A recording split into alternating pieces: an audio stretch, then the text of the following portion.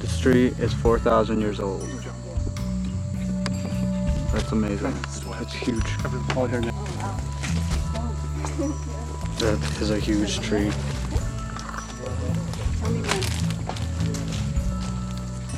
That's a good spot there.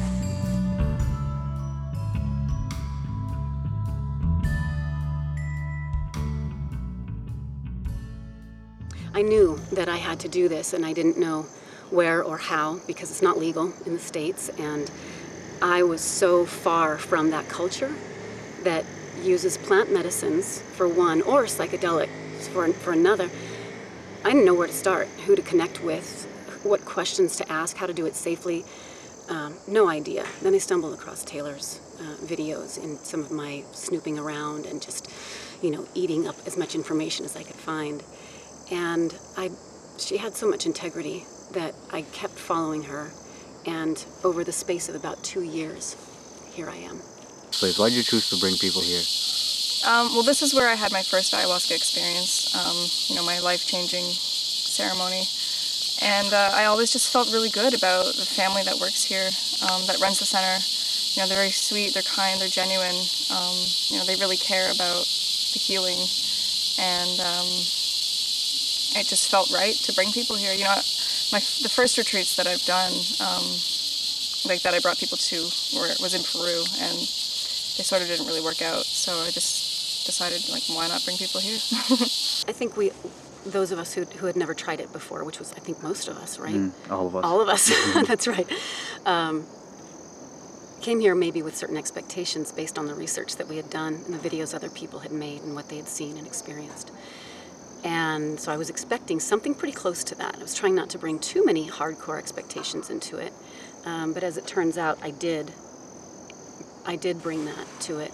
I spent an entire night from 8 o'clock when we first drank until 5:30 or 6 o'clock in the morning. Hello, friend. Until 5:30 or 6 in the morning with my brain on overdrive, just chatter about anything and everything, and I couldn't rein it in. And in my life and the work that I've done on myself in the last 3 or 4 years, in trying to heal myself and find my path and be okay, I've learned to become very quiet in my mind. I don't have a lot of monkey mind, as they call it, or chatter in my mind. But I used to, before I did so much work on myself. And I forgot how noisy I used to be. And boy, this night brought it not only back, but 10, 20, 50-fold. I thought, I'm going to lose my mind if this doesn't shut up. And I kept trying to bring it in and just get quiet, just focus on my breath, or whatever, all these meditation techniques, and to absolutely no avail. It just was not happening. Now, I'm laughing now. It was not funny at the time. It was like a punishment. It was just relentless and brutal and exhausting. Wow, it was so exhausting. After a couple of more ceremonies, I knew, no, it was the ayahuasca waking me up. And the reason was because all of that chatter was the medicine running out my tape, my inner tape, just getting it out, blah, blah, blah, blah, blah, blah, blah, blah, blah, blah, blah, blah, blah, until it exhausted itself and there was nothing else to say or to listen to. That's what that first night was about. And thank God, at the time I thought, this is an epic fail. I'm doing this wrong. Ayahuasca doesn't like me. I thought all kinds of crazy stuff. And I really felt defeated and was just totally bummed out. But then a ceremony or two later, I knew exactly that was a part of my process. She had to get me quiet enough in here to go where she wanted to take me to heal me. Is there any of those times that sticks out in your mind when you think of ayahuasca? Any specific one? Well, my first one, definitely, because that's just what changed everything. Yeah. And I didn't even really go anywhere else with it. I was here. It was just my whole, my perception was just completely different. Seeing life and the world in a completely new way. And even myself, I always had such a negative view about myself.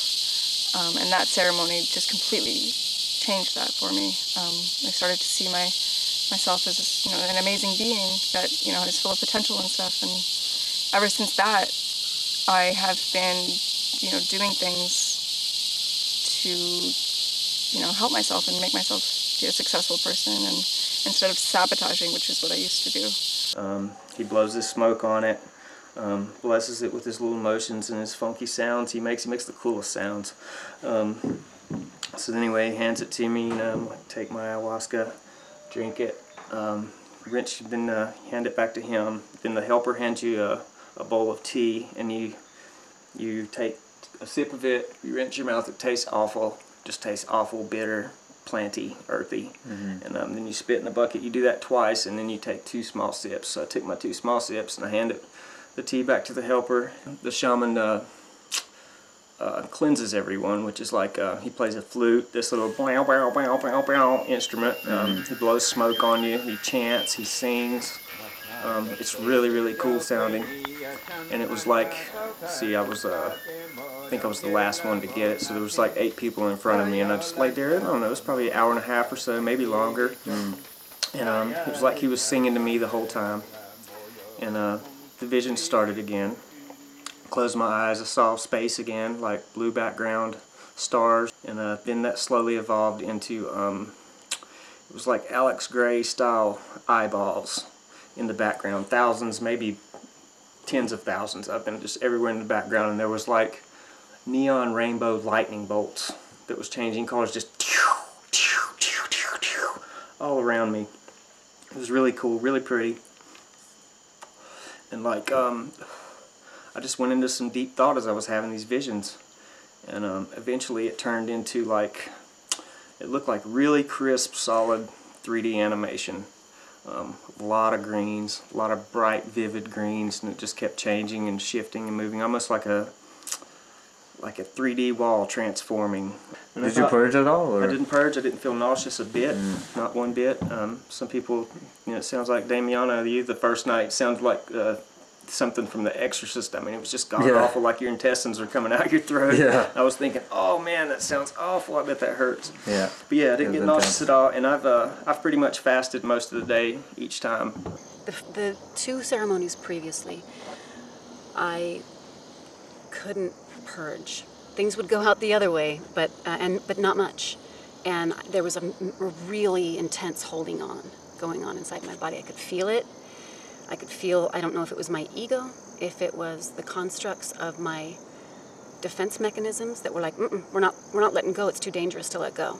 But that's exactly what the medicine was trying to move out of me. It was all of that old stuff that I don't need anymore, that's not serving me. I knew it, I could feel it, she showed it to me. I was like, what is that and why is it so resistant? And she showed me this thick plot of dirt, like what we're sitting among here. And it was packed very hard and a little moist on the top, but very dry underneath and concrete-ish. And it would not move until somehow it softened. And so she was saying, water. You need to soften the earth with water, drink water, drink water. So I did, and I just felt more nauseous, but still nothing would come up. I went to the shaman before the 5th ceremony, which was last night, And I asked him about this. I told him what I experienced, what I saw, and how she was telling me to get through it, and that still nothing was releasing.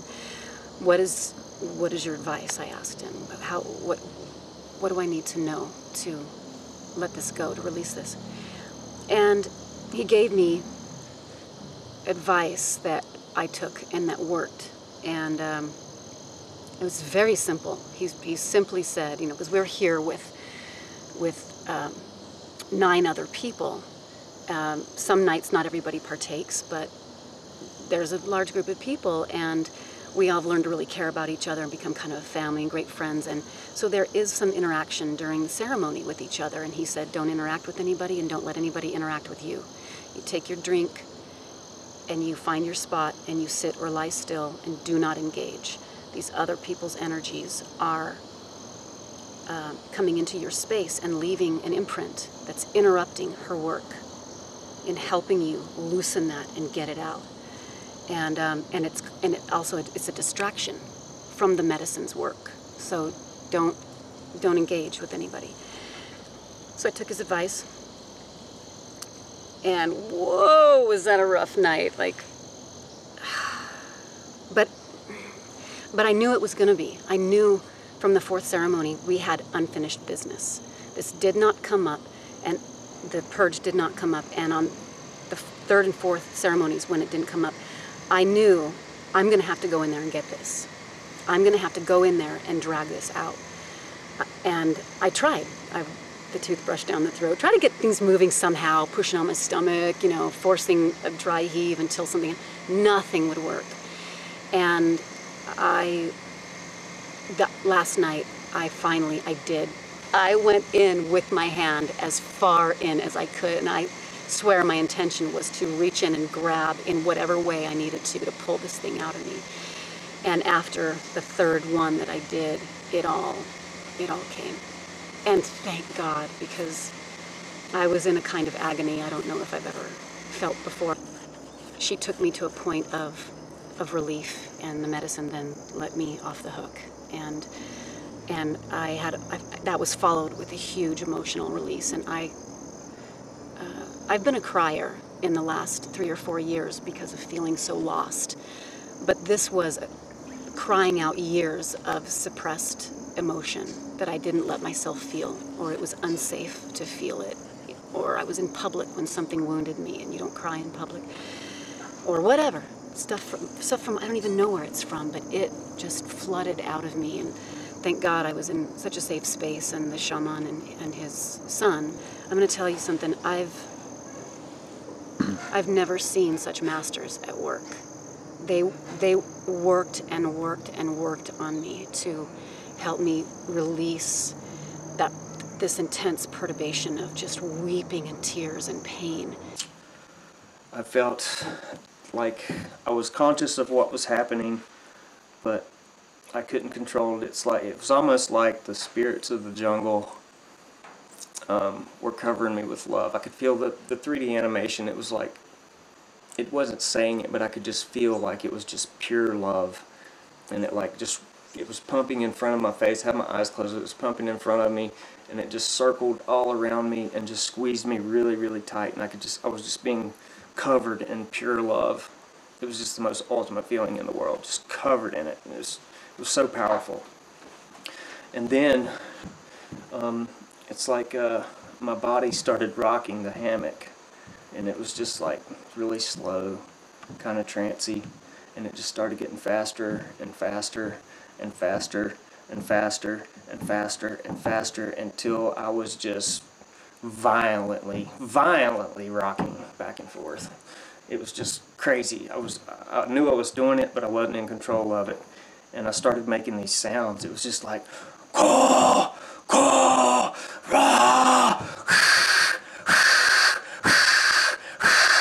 But I was making the sounds to the rock. Mm-hmm. It was like just a crazy deep trance, and it felt like my chest was just ripped open, and love, just pure love, and the jungle spirits just poured into me and filled me up. It probably sounded like I was possessed by a demon at the time, and I'm pretty sure everybody thought I was having a bad experience, but it was an awesome experience. It was wonderful, so powerful. I went into the deepest thought that I'd ever thought in my life. I was thinking about the world, wars, politics, peace, family, love, relationships, friends, just the deepest thought you could imagine. I was there.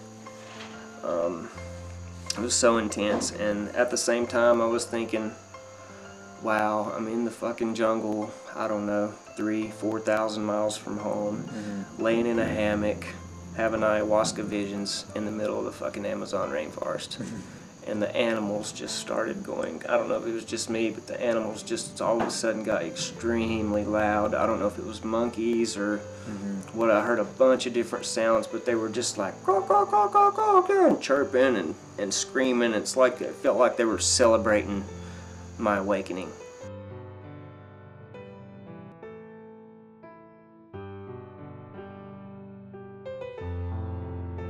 Okay, so this is my video blog after my experience with the black ayahuasca. Okay, black ayahuasca, definitely not something to fuck with. It was the most intense experience of my life, and you know, before I didn't know whether there was a higher consciousness or what God meant and stuff, but I was in direct contact with it yesterday, and I have zero doubt about what I experienced yesterday. Was something that it was probably the most remarkable experience I've ever had in my life, in terms of spirituality or anything like that. It was a little weird, definitely a little weird. The black ayahuasca, as soon as I ingested it, it was way more disgusting than the yellow ayahuasca. And so I can feel that there was way more power. It was much more of a sludge kind of texture. And as it went down, it was just so gross. There was like little bits of whatever it was. I don't know what it was. And it just went down, and I waited about 30 minutes. And after 30 minutes, I started purging really violently. There was a lot of puking. But then it was weird. I looked in the bucket, and it wasn't like as much as I thought that came out. It really felt like there was way more while I was purging. And right after that, boom, the visions just started, and it just went crazy. The visions, basically, I saw sacred geometry in all of the plants around here, and I started seeing entities, spirits walking around a little bit everywhere. It honestly felt like my consciousness left my body, and I went to the point of my death. And I experienced like death. I experienced what death is like. It's basically this huge feeling of love, just unconditional love and peace that just like engulfed my being. And then I was put in front of this vision, which was kind of like, oh man, it's so hard to describe, but it was kind of like an arc, like a giant arc, kind of like a gate, I guess, but without any doors. And the top of it was really dark, and the bottom of it was light, and there was a gradient from dark to light, and it was basically all eyes, like thousands of eyes on the thing, and it was talking to me, and it was basically what I like to call the higher consciousness, or Aya, was basically talking to me. And at that moment I felt like I wasn't just an individual, but I was all of it. I was everything. And that if I wanted to do something in that state, I could, because I was all of the universe. There was no difference between me and everything else. I feel like I am way more conscious as a person, and I had an experience with the higher consciousness that I wouldn't have had otherwise, and that ayahuasca gave me. It was incredible. If that is what they call God, there's no way anybody could ever understand that. yeah, that was my experience with black ayahuasca.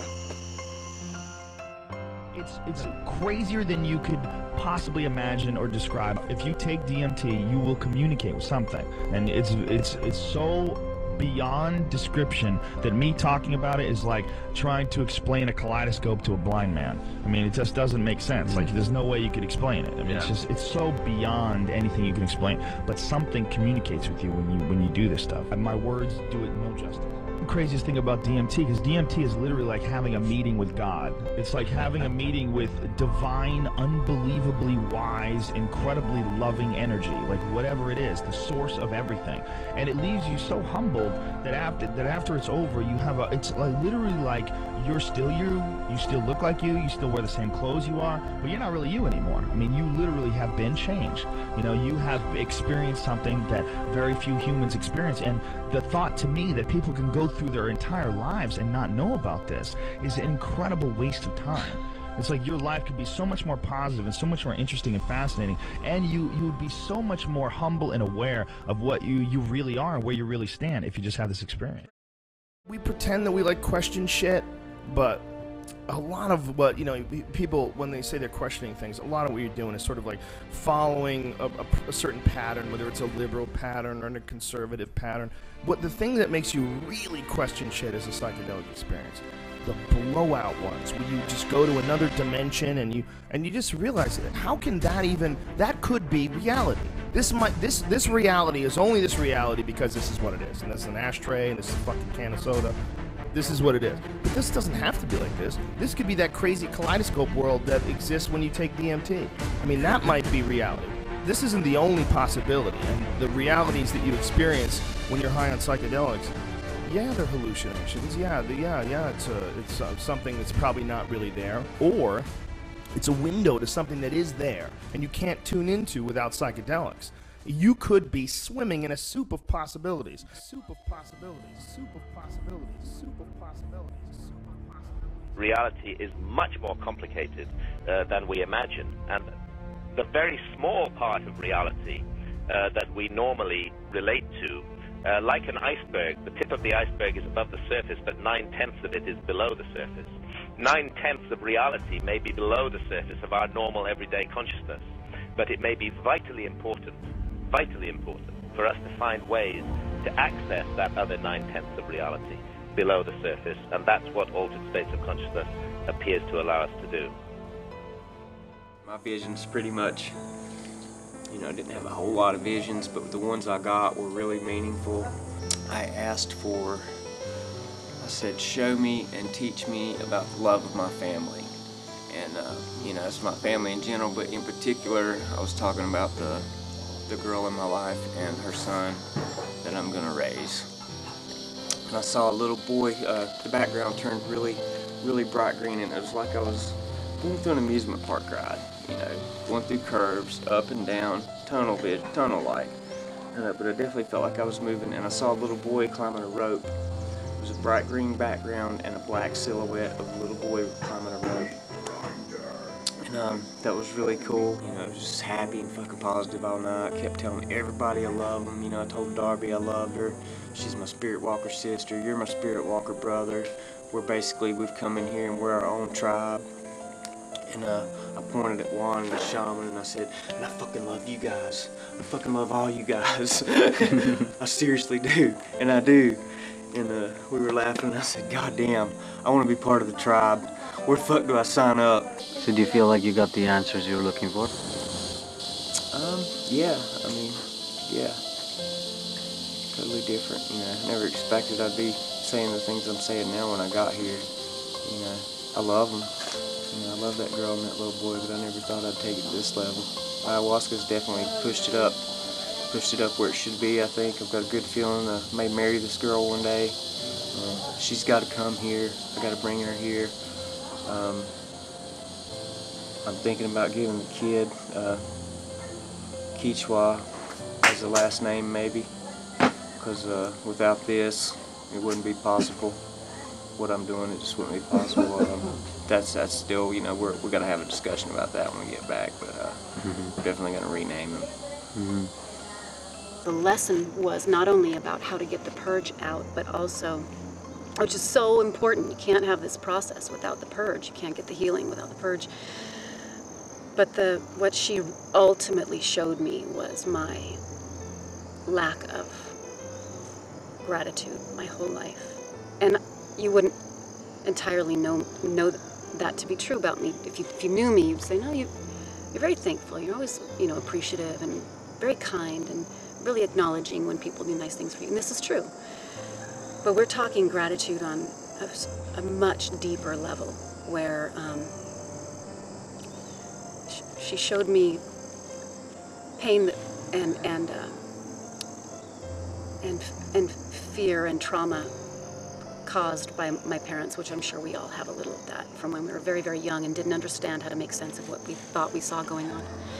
But then in the next second, she showed me all the support that they had given me, all the care, nurturing, a roof over my head, food. We were not rich. We were far, far from it, but I was provided for by hardworking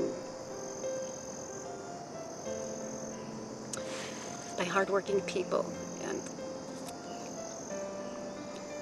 And then she just branched out from there and showed me more and more people, my siblings, my friends, my coworkers, my mentors and teachers and strangers and jobs and then the planet and then the universe, and that there's always been,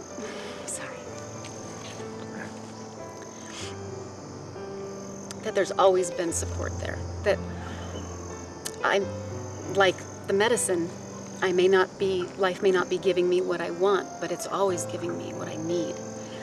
And I haven't acknowledged that, and I haven't given homage to that. Whew. And I did then, man. Woo! I saw it all. I felt it all in a huge way. And I spent the entire rest of the night in messy, snotty, sobbing, weeping gratitude. And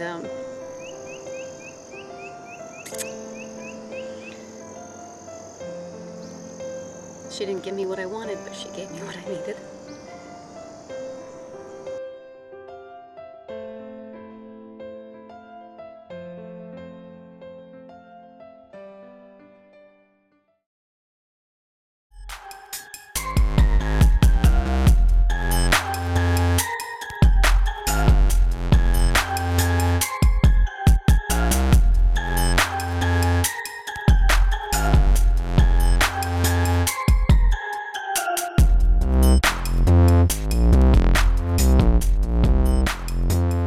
If I didn't have him, I'd probably be lost in the jungle in Ecuador right now.